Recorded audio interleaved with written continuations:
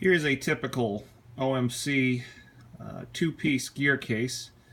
It's called a two-piece because it splits in half, and they use these gear cases right up through the mid-80s.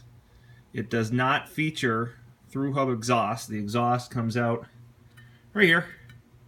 That's underwater, so it helps muffle the noise of the power head and make the motor a little bit quieter. Fairly simple in design. I'm going to turn the drive shaft by hand, and they turn clockwise.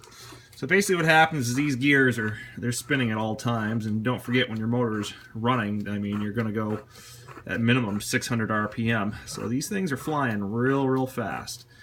And what happens is when you shift, you move this lever forward and back. That's a clutch. You can see that thing sliding forward and backwards.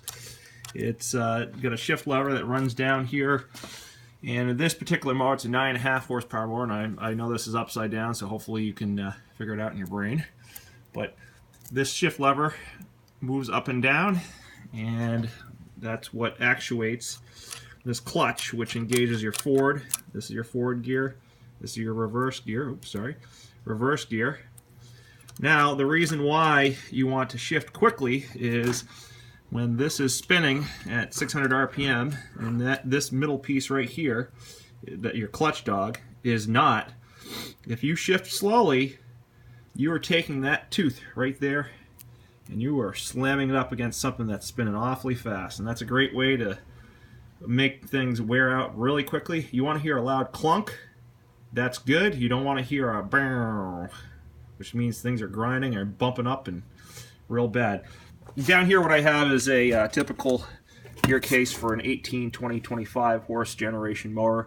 They use this gear case from 1958 all the way up to 1985. Same gear case, a couple small improvements here or there, but essentially the same one. So the one that we looked at previously was a 9.5. Pretty much the same design, just bigger gears to accept the more horsepower. But as you can see, the shift lever on this one is quite long, and it goes up and down. You can see me moving this thing up and down. It works the same way as the 9.5 does. So make sure that you shift quickly, otherwise you can really ruin your gear cases. This is true even for today's motors.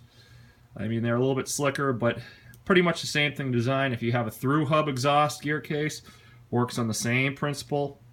Not all that complicated.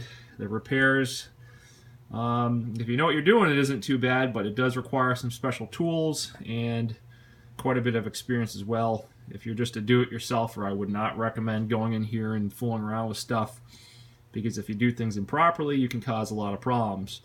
So leave it to a mechanic.